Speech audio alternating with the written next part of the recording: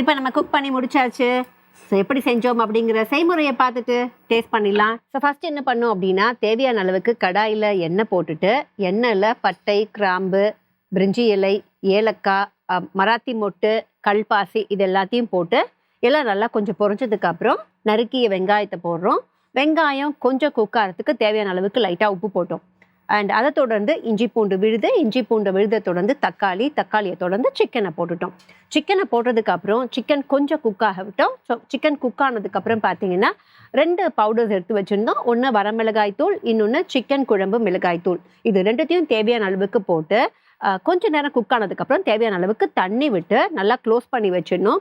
Chicken அதுக்கப்புறம் நம்ம போட்ட பவுடர்ஸ் இந்த ராஸ் ஃப்ளேவர் எல்லாம் போகிற அளவுக்கு நல்லா குக் பண்ணிவிட்டு நமக்கு தேவையான கன்சிஸ்டன்சி வரும்போது ஃபஸ்ட்டு உப்பை சரி பார்த்துட்டு அதுக்கப்புறம் தேவையான அளவுக்கு கருவேப்பிலை, கொத்தமல்லி இது ரெண்டுத்தையும் தூவி இறக்கிடலாம். அண்ட் கார்னிஷ்க்கு கொஞ்சம் கொத்தமல்லி போட்டிருக்கோம்.